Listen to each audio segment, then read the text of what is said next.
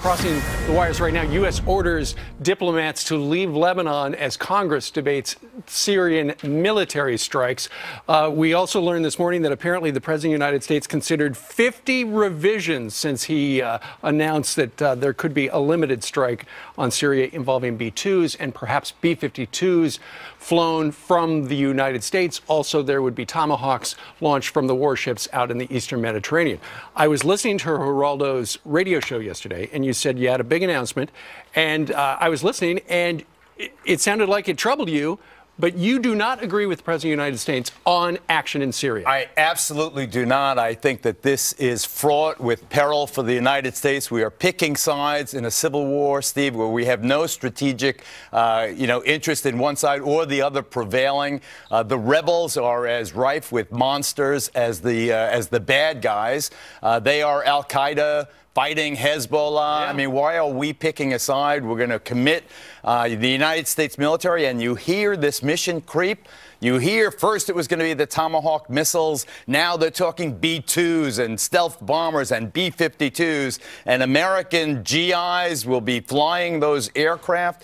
This is committing us to a civil war where, we don't want either side to win. But you know the other side. It's very different people. It's General Keane says the rebels are mostly rebels that we can get behind. You have Senator McCain here yelling at us on Monday, and you also have Secretary of State Kerry saying that we know who they are and they deserve our support.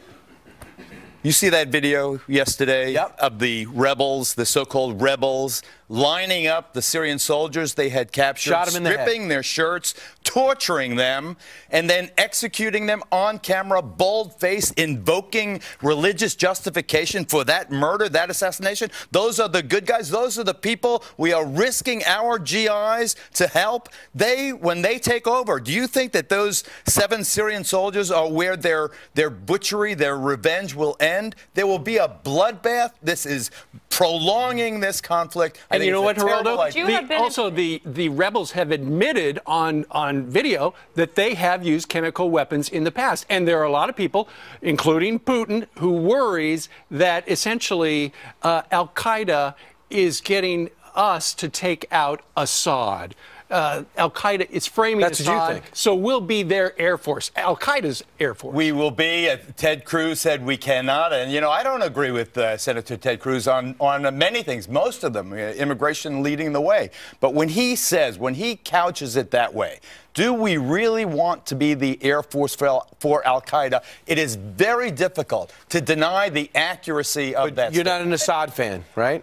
Assad is a murdering pig. He's a person who uses poison gas. I'm the father fueled of the 5 insurgency children. in Iraq. I'm the father of 5 children. You see these children dying from this poison gas. It gagged me. It makes my skin crawl. So would you have been in favor of any kind of military action if the mission was to get rid of Assad? Because some people, I think, are troubled by the fact that it's just kind of a political cover situation because Obama said the line last year about crossing the red line. Gretch, there was a moment in time about 2 weeks ago when we first saw that video, when we first discovered what he had done to those children. The moment was then. We had sufficient strength in the Mediterranean that they could have gotten maybe only 1 or 2 destroyers in place in time. Right. Or maybe it could have been a B-2 or a B-52. It should have been a short, surgical strike showing our displeasure. So the red line crossed. We have. Why didn't Obama do that? Prolong it. Now the mission is creeping. You see it creeping. Why didn't he do it? Because he's done the drones. He's done the drones in Pakistan and Afghanistan. Because he lost his nerve. He became indecisive. The military said to him, "We're not ready yet. Let us get this asset, this asset." So hot blood cools. Now it is in the sober reflection of the next week or the second week. Now you talk to your advisors. Well, let's see. We could hit bridge number 2. No, hit bridge number 3.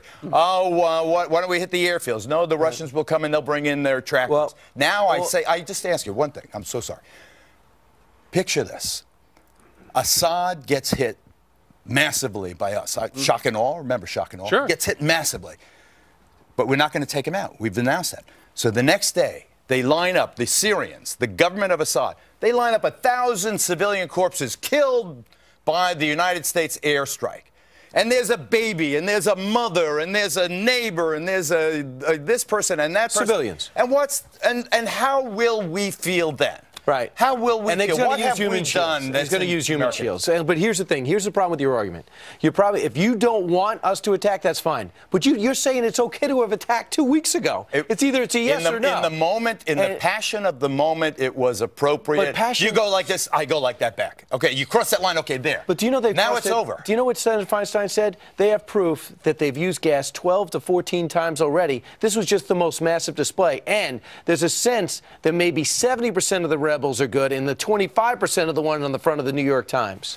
When you have a situation where you have 25% who are dedicated, who are trained, who are hardened in war in Chechnya and in Libya and in Afghanistan, and they are the fighters, we have seen article after article, they will displace those who are less ruthless than themselves. Right. They, as they have in the Middle East, will displace those less fanatically Islamist, less fanatically anti-Western. They will displace those who have you're talking about the Sunni shopkeepers and the college-educated and the so-called secular elite. Those people will fall by the wayside, as they always do, in the face of the aggression of the real radicals. I believe that this could be the president's most important decision of his entire presidency. You now have Congress that may vote against this. Looks like they will. And what will the president of the United States do? I am praying, Gretchen, that he heeds. He has chosen to go to the Congress of the United States.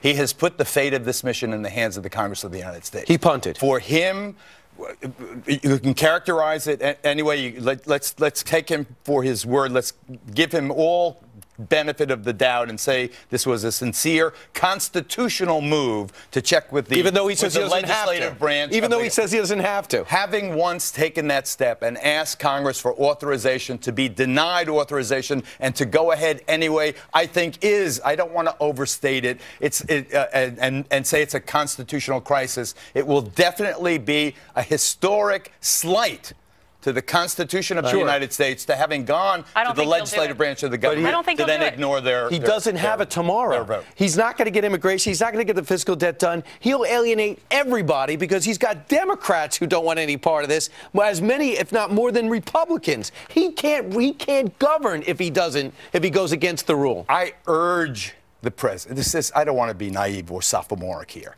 I know the United Nations is a dysfunctional body. Right. But this crime was committed against humanity. This was a crime against the world. This was a crime against civilization. We have a United Nations to protect civilization against savagery. Right. Let's go to the United Nations. Maybe China will veto, probably. Maybe Russia will veto in the Security Council, maybe, or definitely. But at least let us make the case. Let's do our due diligence before we take a step that there's no such thing as a short, sharp hit anymore. They call refer to it as a pinprick. That's crazy. Why, though, Geraldo, do you think that in this particular case, chemical weapons is suddenly a red line, whereas so many people have been killed by so many other different methods of warfare and torture? You have to draw the line someplace, Steve.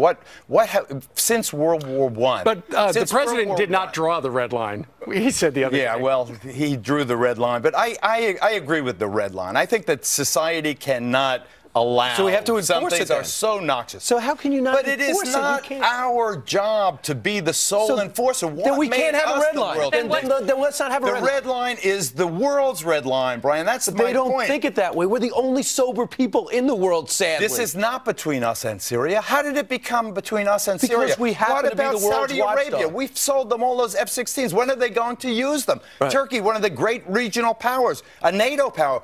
Turkey borders Syria. Where is Turkey in this? What about Jordan? What about the Gulf states? Why isn't the president asking and that? Trillions of dollars? Those are all great points. Those are all great points. But what about the people who say, if you let Syria get away with this, just playing devil's advocate, if you let Syria get away with this, and that sends a message to North Korea, that sends a message to Iran. you don't let Syria and you don't let Assad get away from it. You declare him an international fugitive.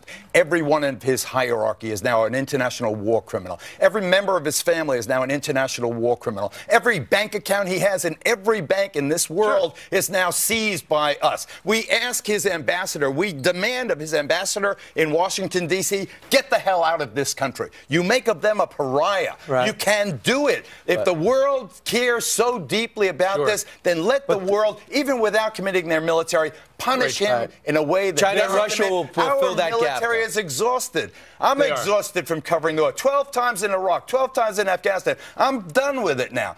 These soldiers of ours, our Marines, our airmen, our Coast Guardsmen, our sailors, exhausted. Geraldo, we hear you loud and clear.